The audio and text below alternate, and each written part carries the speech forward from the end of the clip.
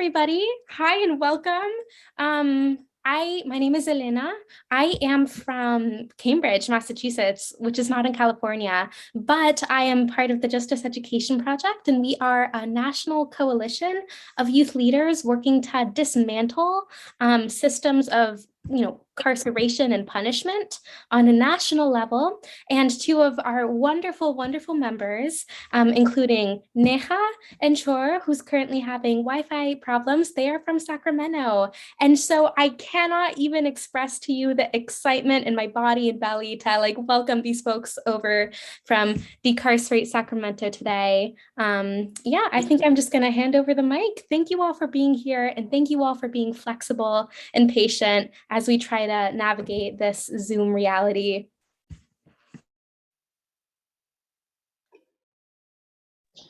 Very cool. Hi, everyone. Hello. Can you guys hear me? Okay, Yeah. Sorry about earlier. My Wi-Fi situation is not ideal, but hi. So I'm Justice Education Project's research director, and I'm actually from the Sacramento area, so super excited to have y'all for this focus group, and just really honored to be here with y'all to have this discussion.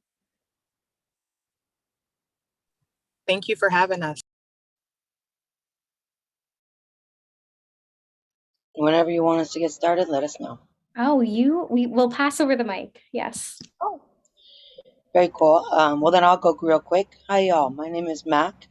My pronouns are they, them, and I am the community organizer with Decarcerate Sacramento, and I give thanks for being here today.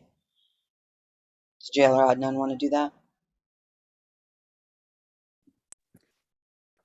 Yeah. Hi, my name's Adnan. I'm from Sacramento, but I'm currently a student at UC Davis, studying Native American Studies. And I got involved with Decarcerate about 2 years ago, just after they had kind of formed. So I'm happy to be here. Thanks for the invitation. Thank you for coming. Hi, my name is Jael. I am the pretrial justice organizer for Decarcerate Sacramento, community organizer. I am a student currently. I'm parent, I'm all of that. Freedom fighter. And I'm very happy to be here with you all and speaking on these great topics, actually. So nice meeting you all again. And Jemiah, since you're going to come and answer some of these questions, maybe it'd be cool if you introduced yourself too. Hi, my name is Jemiah, and I'm just here to answer a few questions. They are with Decarcerate, and they're also Jael's daughter and such a powerhouse. So we give thanks that they're here today. Probably has her Decarcerate hoodie on right now too. Hey, Jemiah. So I wanted to just give a quick overview of what we're going to go over today. We put together a quick presentation for y'all. It'll only last about 20 minutes, and then we're really excited to open up for some questions. So we're going to just talk about what and who is Decarcerate Sacramento, why we do this work, what is abolitionist non-reform reform, and then we're going to move into how we do this work. First, we'll start off with who is Decarcerate Sacramento? We're a group that's formed in 2019 in response to an $89 million jail expansion plan for the Rio Consumnes Correctional Center. I'll be honest, it was a group of 12 people that met in a living room on a random weekend who decided to get together and say that this wasn't okay. So it started off with everything from service providers, attorneys, and already abolitionists. But now it's turned into an organization that's made up of people just like you, and also organizations like the Anti-Police Terror Project, the Sacramento Tenants Union, Justice to Jobs, Public Advocates, and so much more. Those organizations are specific to Sacramento, but there are probably organizations doing work like this wherever you're at. For us, our goals have always been the same, and it guides the work that we do. We are here to stop any and all jail expansions and constructions, and that also includes the work to stop the expansion of jail systems and carceral systems to include e-carceration, which we'll talk a little bit about in a little bit. But when they moved to put ankle monitors on us and keep us and watch us in our homes, that is now the way of closing these dilapidated buildings and putting the onus also and the cost on us to keep us incarcerated. So you're going to hear us, and we're always trying to fight and stop any and all jail expansions. For us, we work to reduce the jail population, and by doing so, and how we do that, and what we know is that what we're going to need to do is reinvest funds into the community. So as we're having this national defund conversation, this was a conversation that most abolitionists have been having for a while, because we've understood.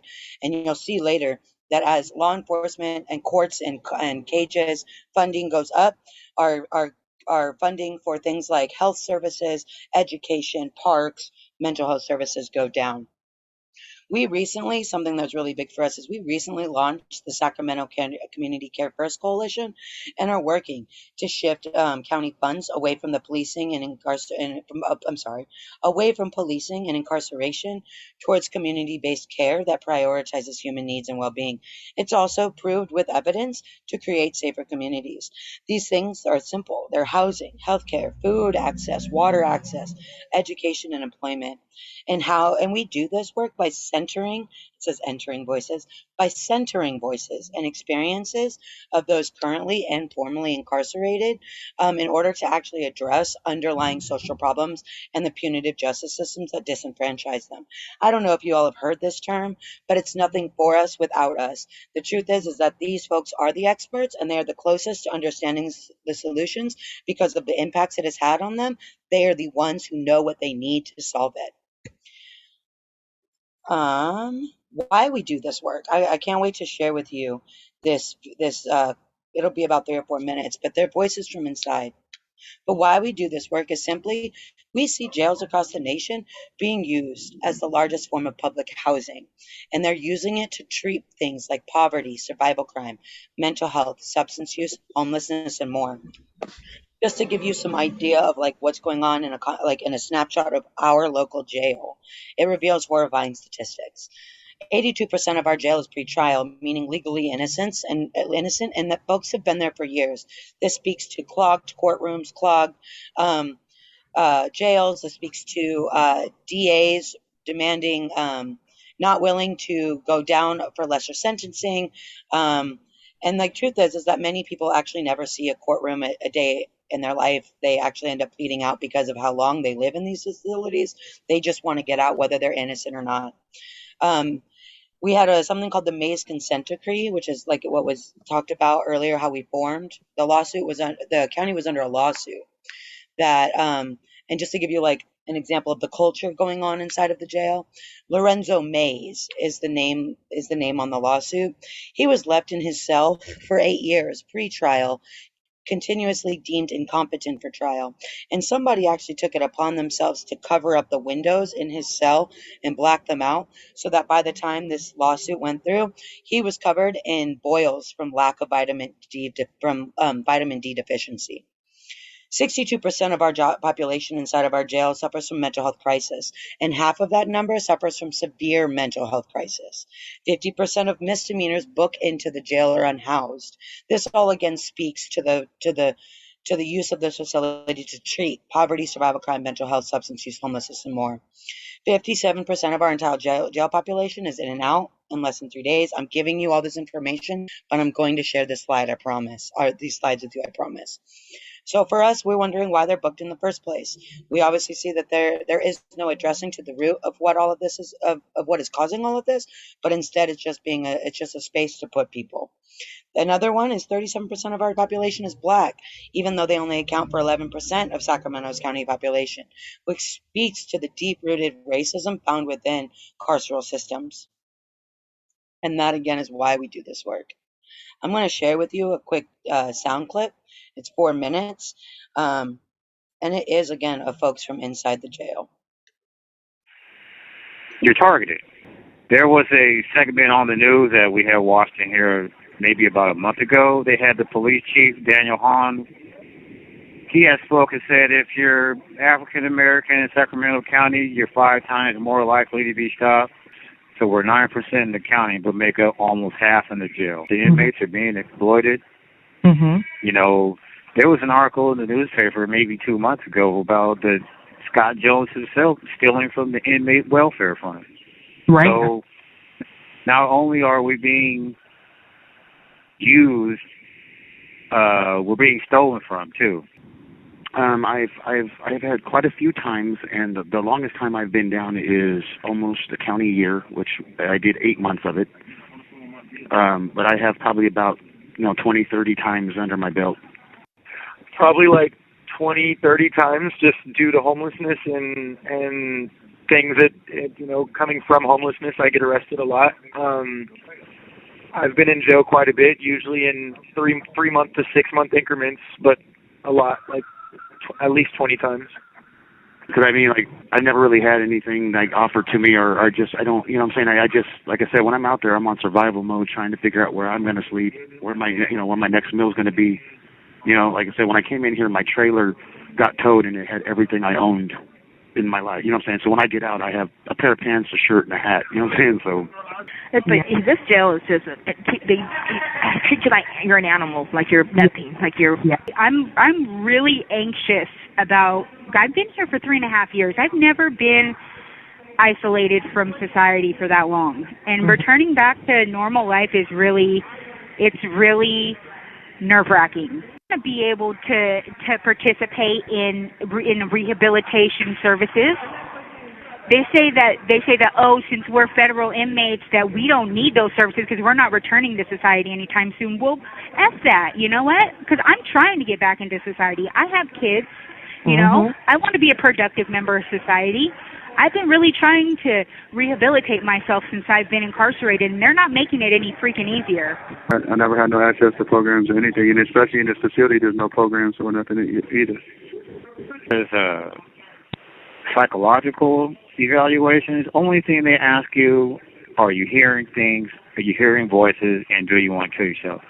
If you say no to both of those, then they just check you off as you being fine, and you're left alone. Oh, they'll say, well, if you have any further questions or if you begin to hear voices or whatever, feel free to contact them. But those are the only two questions that they ask you. There is no outlet.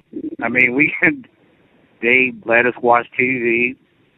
They give us the phone. They let us go out to the yard, if you want to call it that. But that's the only program we get. And they constantly threaten to shut off the phone, shut off the TV. Yeah, some communities are kind of bullyish, and I've seen them deal with mentally ill inmates, just muscle them, slam them down to the ground, gang up on them, dogpile, and cuff them up. Coming into contact with cops on a daily basis because I'm homeless. I wouldn't say there's some nice cops, but most of them just harass me, like search me. If they find drugs, they either arrest me or violate my probation.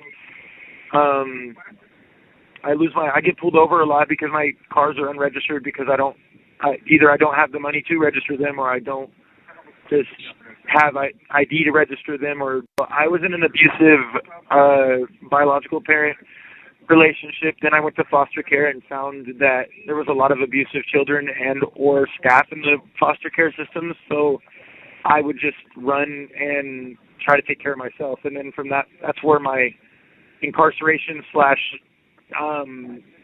association with CPS started. I've been on the streets steady since I was 13. And it's streets, juvenile hall, streets, jails, streets, juvenile hall. That's the cycle. It's either on the streets or in jail.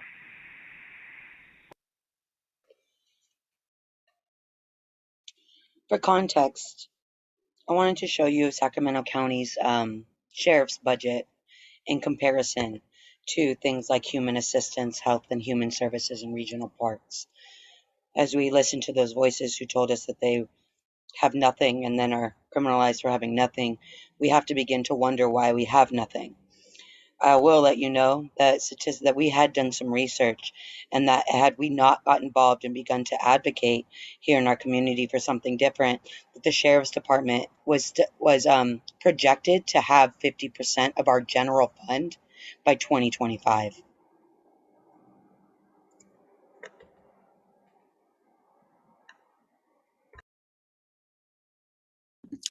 We also wanted to talk a little bit about the difference between abolition and reform, and what we consider ourselves to be our non-reform reformists. And so what that means is that we're approaching our work through an abolitionist lens, and we don't want to contribute to building things that are going to have to be dismantled in the future. And so like a really big thing that would mean is we're not looking at prisons that are trying to say, oh, well, we need more money, but it's for, something that's going to benefit. Well, we're trying to have prisons have less money. And so things that we don't want to try to give resources to institutions that we're trying to take resources away from and put them into entirely better programs. We're trying to actualize a vision of public safety and wellness that moves beyond punitive responses to harm. We're taking an action-oriented approach to creating a framework and implementation plan to scale alternatives to incarceration and diversion, so care and services are provided first and jail is a last resort. And we also reject reforms that expand the reach of these oppressive forces. And we are committed to long-term movement building and systematic change and community mutual aid as harm reduction. And so the reason that we believe that police and prisons can't just be reformed as they are is because they never were really intended to do anything beneficial. Cops were, depending on where you are in the country, cops were created either as slave patrol, as slave catchers, or as union busters, or both. And part of the idea behind this, that they can't be reformed, is what does public order actually mean to lobbyists, to politicians, to business owners? It means, union breaking. It means maintaining control over populations. Prisons are also new plantations, both in the form that forced labor is still legal under the 13th Amendment. If you are incarcerated, then you can be used as forced labor. And also because in a lot of places around the country, prisons are actually literally built where plantations used to be. And so the nature of prisons requires dehumanizing people who are imprisoned, and that doesn't really make for a rehabilitative society. And so these were built by an oppressive system and meant to uphold an oppressive system. I want to recognize our time, and that we know that Jael is going to go do a visit at 2:30. So I'm going to skip 2 of our slides because we're going to talk about how we do this work. And I want her to be able to talk about our inside-outside work before she has to go, and then I'll go back. Thank you, Mac. Again, I'm Jael. So we're going to talk about inside-outside work. Decarcerate Sacramento Inside-Outside program is a subcommittee of Decarcerate Sacramento, where we consistently correspond with and support people incarcerated in the Sac County jails.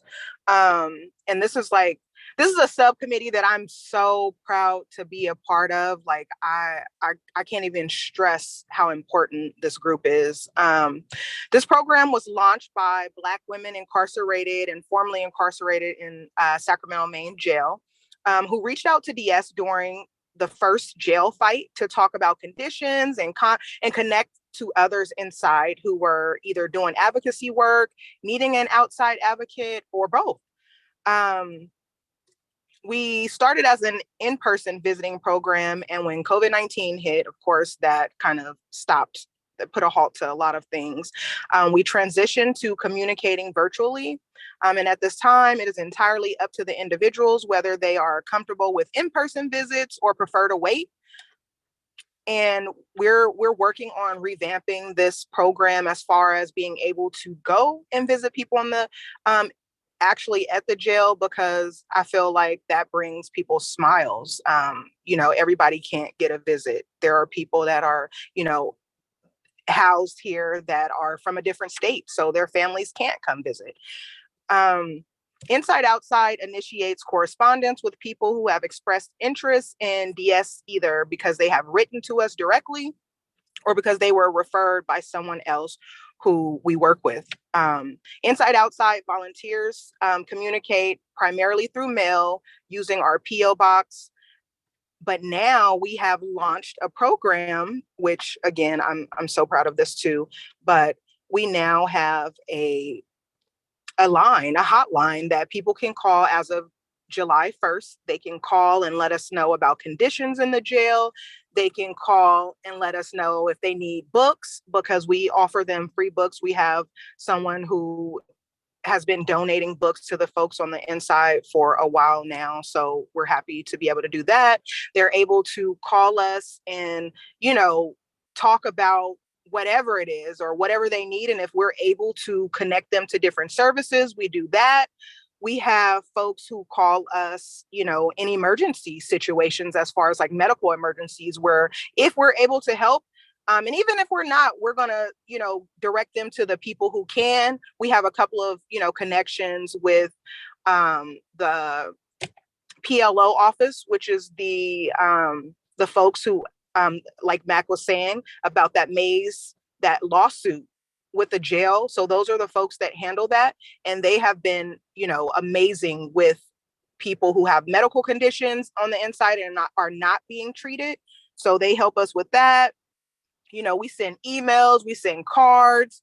We have the zine project that we are actually going to, hopefully on August 13th, we'll be having a launch. So what the zine is, let me just give you guys a little bit of, background about the zine. So our zine project, that's geared to build support for alternatives to incarceration. Like, we created the zine newsletter with people on the inside of Sacramento jails that will serve as a public education.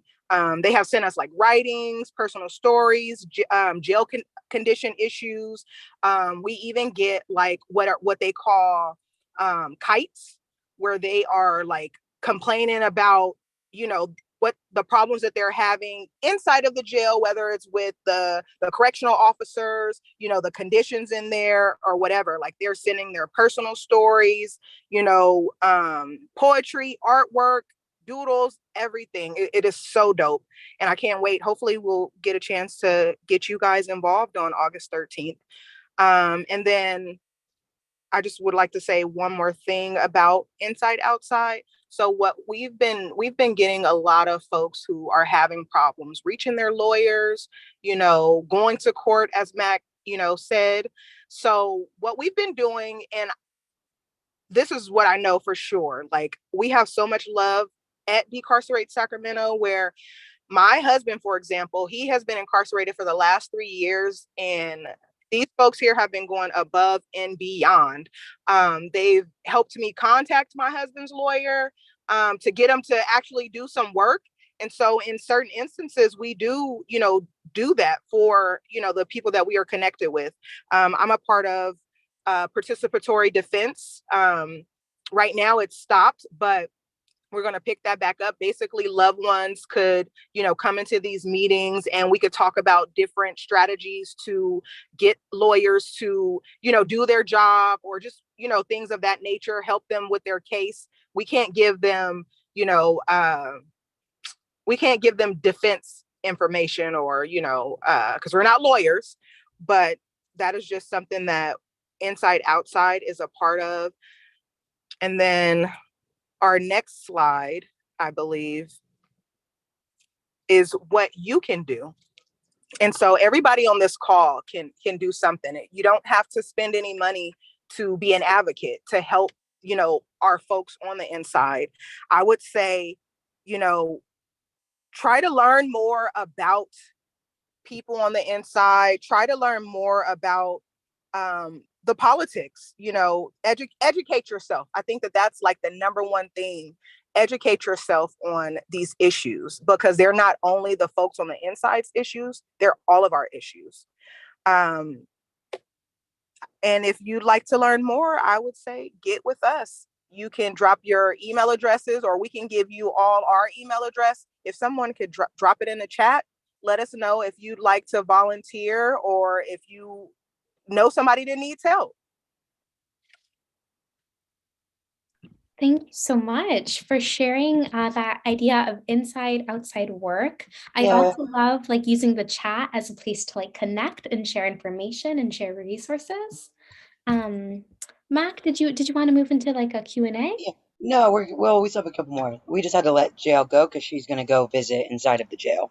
So, but I wanted to go back to how we do this work. I love this phrase, circle and devour. We will get to questions in a couple of moments. Circle and devour, it speaks to the way we use it internally. We don't tell the board that we're circling and devouring them. We don't tell people that we're circling and devouring them. But internally, we say that we are circling and devouring. And it speaks to the ways in which we fight and introduce new thoughts into the county policy and budgetary priorities. We do that by meeting with Board of Supervisors.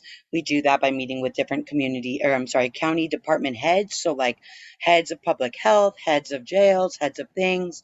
We go to commission boards. So there's public health advisory boards, mental health advisory boards, community correctional partnerships, drug and alcohol advisory boards. These are all things that you can find within your county that they're supposed to give recommendations to your board, to your cities, to your things. So we need to bring our new thoughts of like alternatives to incarceration into spaces that have historically been solving the solution of homelessness, mental health, and all of that with jails. So we bring all of these new thoughts into these spaces. We have to bring it ourselves, otherwise they will not introduce those new thoughts themselves. We also mobilize community to Board of Supervisors meetings, and we bring to public testimony. Again, nothing for us without us. We bring the experts to the room. We information share and skill share, and we work on community power building. We hold community teach-ins, press conferences, actions.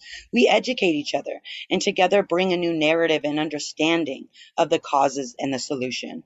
We, with impacted voices, talk about the problems, organize campaigns around the issues, and then we take those ideas and turn them into demands for change. Our knowledge and our expertise is our power, and our information sharing is how we burst through the silos and the boxes that they have us stuck in. And we engage in popular and political education to break that cycle and begin to imagine new. Now, because of the work that we've been doing, I want to speak again on that Community Care First Coalition, which is actively turning onto an offensive fight of not only stop building jails, stop giving all of this money, but instead, what should we do? We need to invest in housing. We need to invest in after-school programs. We need to invest in mental health services and alcohol and substance use services. We need to change our carceral lens to a public health one, and that's how we're beginning to do that and imagining new. Our current campaigns. Right now we're launching, or in the middle of beginning, a decarceration campaign. We want to come up with 5 demands that this community can get behind around the decriminalization of poverty, mental health, substance use, homelessness, and instead investing in housing, services, food accesses, and more. We're fighting to end probation's hand in pretrial justice. Pretrial mean, again, legally innocent. And people have been hearing, maybe have heard about like pretrial pilots up and down the state. Money's been given to probation. That is an example of a reform that expands the carceral system. Instead of putting them inside of a jail, we're trying to put them on electronic monitoring, still talking to law enforcement, even though they are legally innocent and have the right to an attorney. We are uplifting our public defenders pretrial program, which instead offers connections to services, housing, and needs while maintaining the presumption of innocence. I'm sorry, but an innocent person should not have to check in with a probation officer, should not be talking to law enforcement without an attorney pre-trial. Our biggest one right now is we are up against stopping another a main jail expansion. They aim to build a new mental health jail, which again would be a reform that expands the carceral system. What it really would do would be put more money into law enforcement and take money away from the very real mental health beds that this community needs access to. You should not have to go through law enforcement to receive services. A jail is not a therapeutic setting, and instead is proved to be the one that causes the trauma and the harm. I see that we have a couple minutes before we have to come back. So actually, I just we just reset. So does it say no more minutes on top? Yep, it does. Dope. All right, perfect. Y'all are awesome. Jails are ineffective at solving the solution to harm caused by our inaccess to things like housing, services, food, education, after-school, and work training programs. The culture found within law enforcement and the conditions inside will not be changed with new walls, but instead give them a bigger building to harm people in. We talked about our inside-outside work. We talked about what you can do. And I think Adnan's going to take on how you can get involved with DS. Yeah, so Jael mentioned it, but we do have, oh no, this wasn't what Jael, July 19th, we have an onboarding session for Decarcerate Sac. The registration link is right on the lovely graphic that Matt created. We're also on social media. We're on Twitter and Facebook and Instagram. And I think the email was also dropped in the chat. And we also have a website, which is somewhat new and is pretty fun. And other ways of getting involved is showing up. We try to have all different kinds of events, a lot of like showing up at board of supervisor meetings, but also like community events as well to just kind of get to know people and share art. And you can also start talking to family and friends about these issues, start talking to people that you are directly connected with in your community. And also, we would love volunteers to help with the jail support hotline as well. That is always incredibly useful. And then we also have some resources. So we have the Decarcerate Sacramento Public Forum, also a few podcasts and books. I see somebody already mentioned one of the podcasts that we put here, Ear Hustle, which is by incarcerated people. It's very important, just like the clip that we played earlier, really important to hear directly from people who are inside or who have been inside. There's also the podcast 1 Million Experiments, which is put together by transformative justice practitioners and shows different experiments all across the country, usually on a very small community level, of doing attempts of communal care and doing that sort of building, actually trying to create systems so that we do not need to rely on the current systems that exist that we know don't really help anything. There's also a few books. Revolutionary Suicide by Huey Newton is very, very important, as well as Abolitionist Handbook. And then Who Do You Serve, Who Do You Protect is a sort of overview of some of the things that I mentioned earlier about police originating as slave catchers and union busters. And then it also talks about what you can create besides having, instead of having police answering domestic violence calls, how do you create your own neighborhood domestic violence response or mental health response or harm reduction programs so that police never need to get involved in the first place. The whole website, AK Press, is also just a very good resource for finding really great books as well. So we're going to try to send out this. I think we'll be able to send out this slide deck. But even if we aren't able to, you should be able to Google any of these names and they'll come up right away. Well, thank you so much for the presentation, for the voices of the community. I'm going to use all of the reaction emojis to send some love. Troy, do you want to move to that Q&A? Yes, snaps. You can even put it in the chat, like hearts. Troy, I'm going to pass it over to you. Yeah, for sure. So referencing what the individual said in the recording, what do y'all think are the main reasons for this consistent reentry? For example, perhaps Sacramento's specific homelessness issue, and what are some ways that we can work to mitigate that?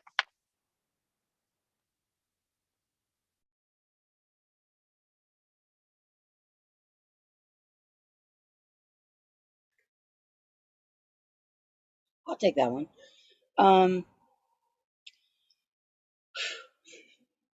The truth is that what we've been seeing over the course of a long time is the criminalization of homelessness.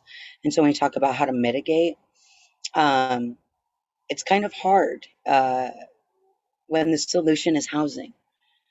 When the only solution is to end homeless sweeps. Well, like at this point, I don't think that we can do any further harm mitigation or harm reduction when the only thing that we need is, like I said, services and housing. So for that fight, the only way to get behind it is to demand the end of homeless sweeps, is to demand for housing, is to demand for supportive services. In most places, they have a narrative that goes on around like lazy or jobless or drug users or mentally ill and things like that. That is not the truth. That actually only takes up about like 10% of that population, which means that like 90% of that population are actually displaced workers, which brings us to a capitalist system, which isn't necessarily a conversation that we're having. But again, the abolition of private property and the fact that I have to pay to breathe is a problem. And so how do we get to, mitigating that? Honestly, I don't think we can mitigate anymore. We tried. Now we have to be forceful with our demands around the solutions to this is services, housing, and access. And then, of course, participate in mutual aid programs who are actually out there giving rain boots, giving pallets, giving food. But even then, that's Band-Aid fixing, you know what I mean? Like that, like when the people who aren't giving them, and the reason they don't have food is because of the policies and the budgets of our local counties and cities. So that's a hard question, and I appreciate it though. Yeah, so like you were talking about earlier, taking the money that we're currently putting into these carceral systems and reinvesting. And like you said, demanding, right? And I think, Marina, you had a question? I see your hand raised. Yeah, I had sent an email about it, but I wanted to ask it here too. How much of the volunteer work, specifically the line that you guys have, I live like an hour away from Sacramento. So how much of it can be done virtually?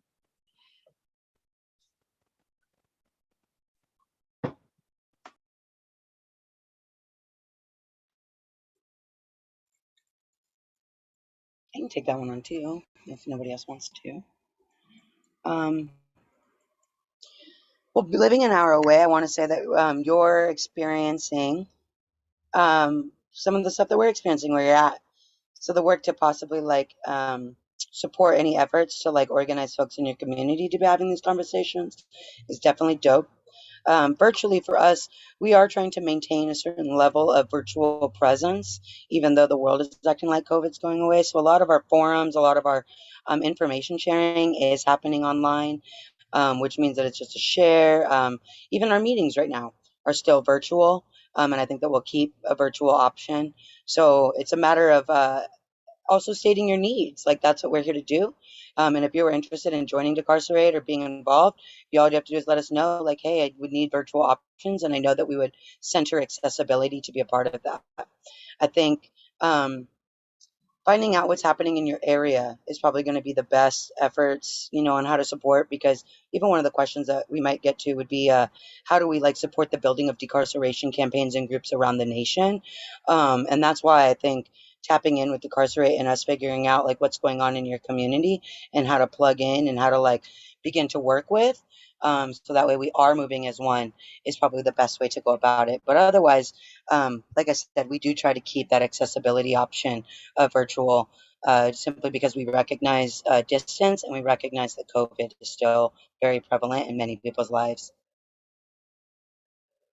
Thank you. I appreciate that. Yeah, I'm super interested in starting something here. I don't know that there is anything. I'm in Sonoma County, so I don't know if there is anything in Sonoma County specifically.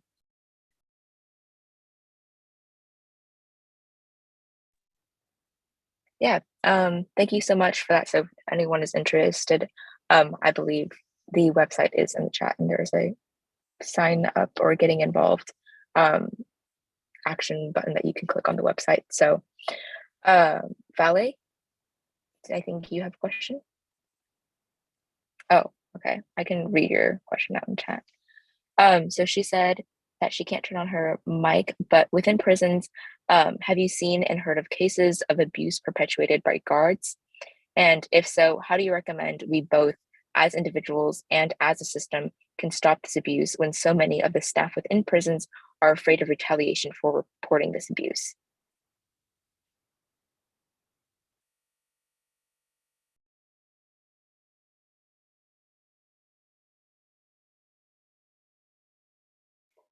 Adnan, do you want to talk on it? Yeah, so we definitely, I mean, it's a really good question of like how exactly we can go about dealing with this, but the vast majority of the abuse does happen from guards, from staff members, because of a lack of accountability and an awareness that they're going to get away with treating people in very dehumanizing ways. A lot of the efforts against that tend to just kind of be advocating and trying to raise awareness, trying to center the experiences of people inside, so that, and believing people inside, because it's not really dissimilar from police, where you have police violence and then you have police saying, oh, well, that's not really what happened, we swear we didn't just, commit this violence out of, for no reason, when usually they did just commit the violence for no reason. And that's very similar to what's happening inside. In terms of how we can create safer reporting systems so that staff could possibly whistleblow. It's certainly a whole campaign. There's definitely been a lot of retaliation to whistleblowers, whether that's prison guards or police all over the country, which makes it that much more difficult to even possibly have people who are working there who do want to do the right thing, but still can't, which also kind of contributes to this idea that we can't just necessarily have good apples because the system is designed to perpetuate violence. I don't know if we have specific programs that are trying to work like on whistleblowing against prison guard violence, though. Mack, is there? You're right. No, we don't, and it's actually not a bad. I really appreciate the planting of that seed, because it isn't something that we work on. What we try to do is allow a space for folks who are being held captive in those spaces to tell us about the concerns, so that way we can bring them to boards and our inspector general and things like that. And so as we actually are hiring a new inspector general, I don't see why we couldn't make something like that a part of that conversation. When you ask, like, what can we do as individuals and as a system to stop this abuse, the truth is that this place fosters the abuse. It's meant to be abusive. It is literally meant to dehumanize you. It is meant to make you feel like you are being punished at all times. That's the point. And so I don't think as a system we can stop the abuse, because it was meant to create the abuse. And so as individuals, we can name that, right? That's what the system is meant to do. We can name and help uplift the voices inside who have said what the conditions are, and then we can come together and advocate. And whether that's, I'll tell you, like I said, only a handful of people started Decarcerate Sacramento. You know what I mean? So you and your friends can move mountains if you believe you can.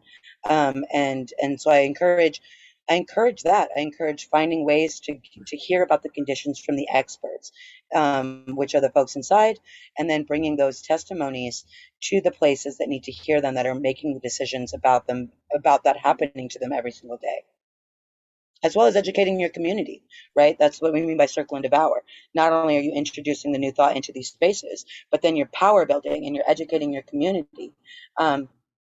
So that way they can come in with you and they can talk about those experiences. I mean, 1 in 4 people in this country have been affected by incarceration, whether that's been their family member, them themselves, or things like that. And when you bring people together to talk about the horrifying experiences, then that's popular education. We sit together, we discuss what's wrong, we strategize about what to do about it, and then we move forward on action. And then after we've made that action, we come back and do the same thing again. Talk about what it was good, what was bad, strategize on it, and go again. Yeah, definitely. And um, you mentioned that like local contributions also play a significant role in terms of like what individuals can do in their area. So this year, JP's Mariloma chapter, we tried to reach out to the Folsom jail system to make donations of period products and care packages and things like that. So we called the California Women's Facility, the CCWF, and we were informed that there were like specific rules and regulations, and there's a lot of those sort of restrictions for what we can do is something that we found. So what is something that we can do locally and something that is more of an accessible way without so much red tape, I guess, in order to access the inside and help with that? TBH, we have a DS member who just heard that actually works with the California Coalition on Women's Prisons. And I don't want to put you on the spot, but maybe you might have an answer.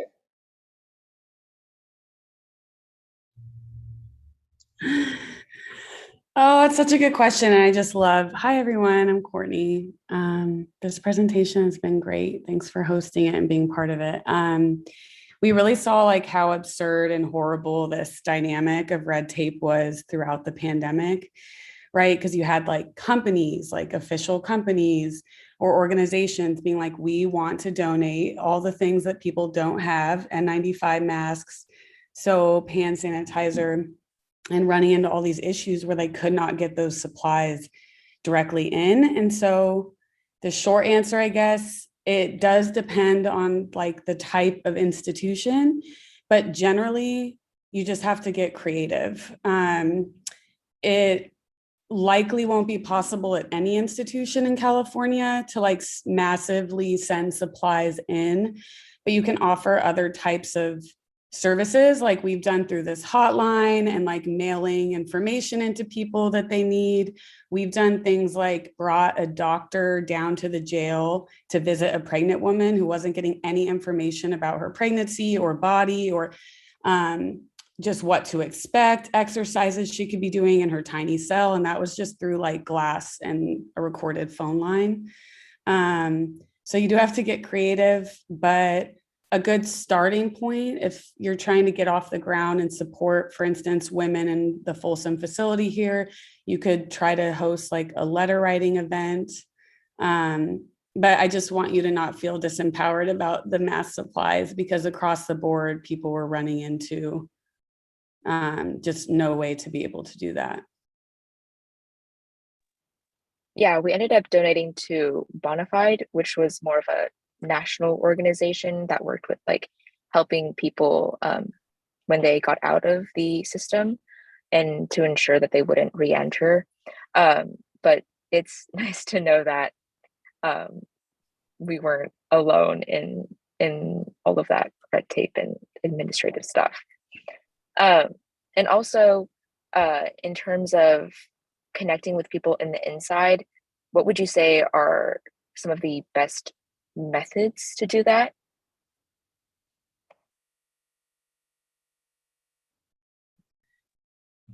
I think we could share information about best practices, like how to go about that in general. This is about to be distracting.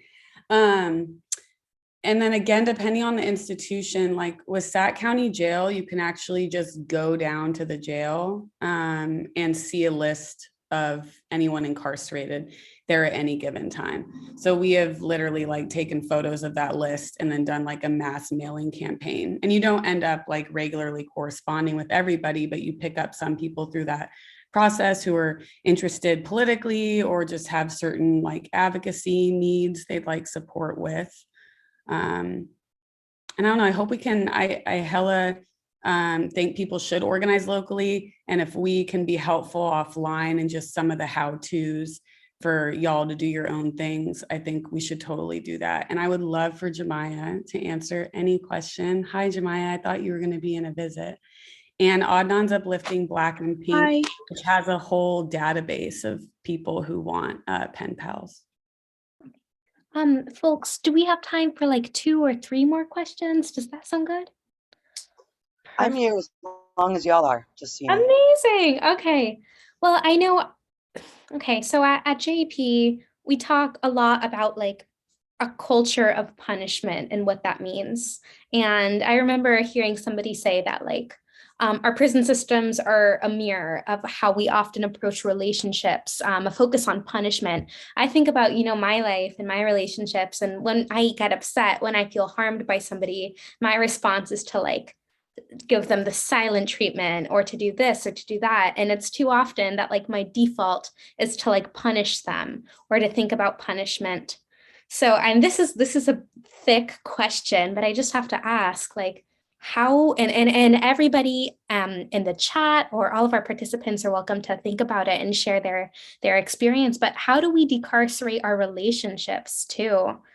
Transformation is huge, systemic, down to the root system. So how do we move towards not only like legal systems, but also the relationships that we have with each other that are less focused on punishment and more focused on rehabilitation? God, I can't wait to take on this question because it's my favorite thing to say, like kill the cops in your head.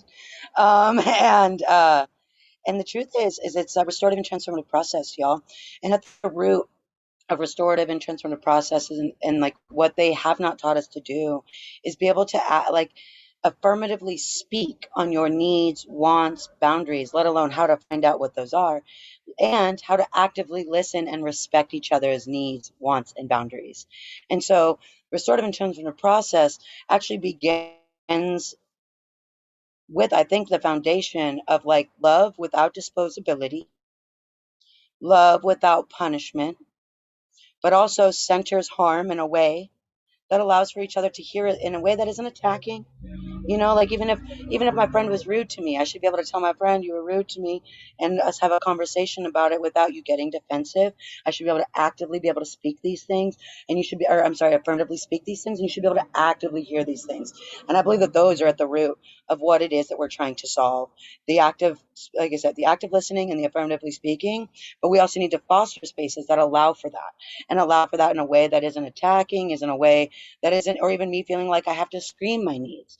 And so I would recommend learning all about restorative and transformative process, because I think that's what you need. Like it'll teach you, it'll tell you, and you'll bring trainings to your groups, to your communities, to your friendship circles, that where you all are talking about how to actively hear each other, address conflict, embrace conflict. It is an inevitability, right? And conflict can either lead to evolution or it can lead to the polarization, which means the splitting of. And it doesn't have to go one way. It doesn't have to go that way. We can do better. And so I encourage that. That is right there. Learning about these ideas of restorative and transformative justice, learning about yourself, and learning and making space for yourself. And these are all new things. Like, I mean, I did not understand the word safe space, brand new word in the last 10 years of my life. You know, the first 20 did not include things like that, did not include words like restorative and transformative justice. These are new words. We are all learning about them. And so give ourselves grace as we learn to unpack these things. And move forward in that. And like I said, so learn about yourself, learn about your needs, your wants, your boundaries, and then work with your friends to create one pod mapping, right? Like who in your friendship circle, if I'm having a problem with you and I feel like I can't come to you about it, who in your friendship circle could I help intermediate, right? And then you'll create spaces where you like, I love Adnan. They got resources. We'll love to plug them in. If we can drop some in the chat, but like really, I'd find it in there. You'll find it in the restorative and the transformative justice ideas and concepts that have been here for a while, and they don't teach them to us, and we're still new to them and struggling with them, and through them we'll get to different things. And Adnan, do you want to add anything? But then after that, I really do want to ask Jemiah that question. Yeah, so I will just drop some links here. So what Mac mentioned about pod mapping, this is an idea that was created by Mia Mingus, who's a really wonderful transformative justice practitioner. And it's the idea of creating systems where you have a literal list of names of people that are close to you who you would call on if you were in crisis. And so, you know, if you were struggling with substance use, you have a list of 3 or 4 people that you would call. If you had a domestic violence situation in your neighborhood, who are the people that you would call? So that you're starting to actually think about your close circles in a way that completely doesn't involve the state at all. Mia Mingus also, her blog is really wonderful. She also has this how to give a good apology that really like breaks down in a very like easy to understand way of what if what if you mess something up with a friend of yours? How do you actually apologize to them?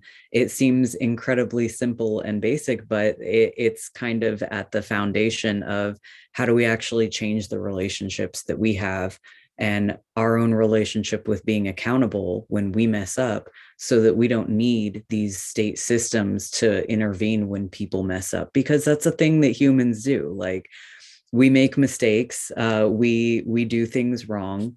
And then I would also recommend this book by Mia Birdsong called How We Show Up, which is, it's about abolition, but it's not theoretical. She's not talking about why we're doing this or what abolition is. All she's doing is talking about relationships in her own life that she has changed so that she is showing up for people. Like she has a diabetic neighbor who she builds a relationship with, who gives her a key to her house so she can go check on her whenever she needs. If she's not answering her phone, she can go check and see, oh, she passed out, like she needs assistance right now, so that it's, again, eliminating this state need because we are providing that need for each other. So those are a few great resources for that. Really good question, but I do also definitely want to get to the question that Mac mentioned for Jemiah.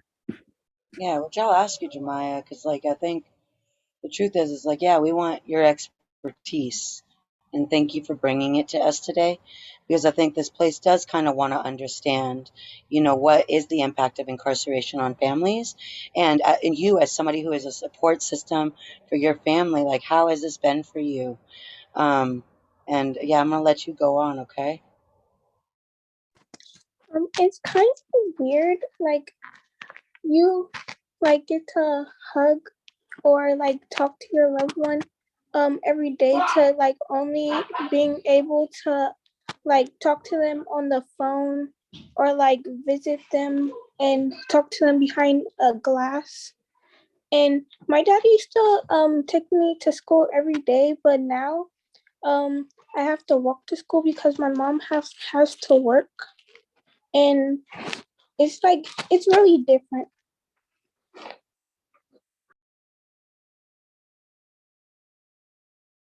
Thank you for sharing that with us and for trusting us with your experience. I really hear you.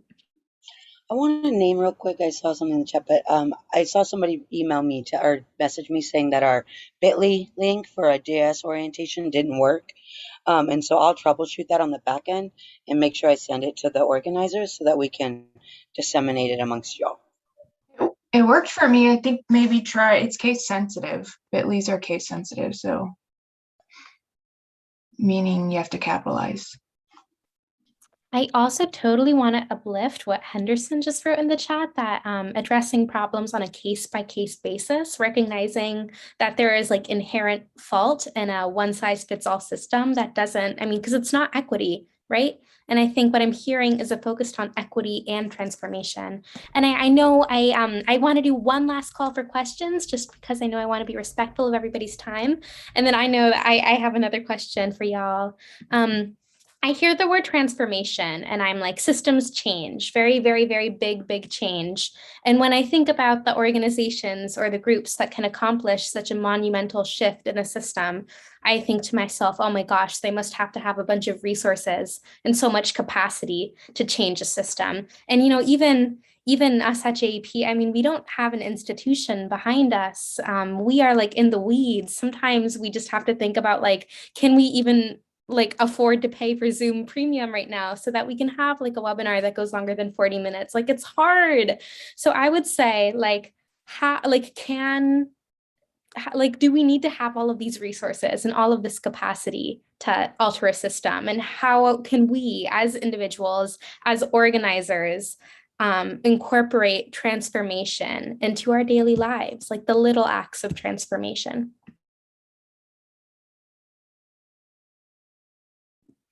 Well, I do want to start off by saying that rest assured, or maybe I think this tends to make me feel like better, is that we've got generations of people that have been doing this work, and they're not even underfunded, they're unfunded. Like this work has been getting done with nothing by people working full time with kids and stuff for such a long time. And it's not necessarily easy, but it's been getting done this way, without funding, without support from the state. And the state always likes to say, oh well, what's your plan? We can't just give you money to do these alternative programs. And we've been doing these programs without any money, and we'll keep doing them without money. And we will also develop systems so that we can get our own money for it. But it always starts with the passion. It doesn't start with the money, and it's never going to. It's just going to start with caring about each other, because the state isn't really doing a good job of caring about us.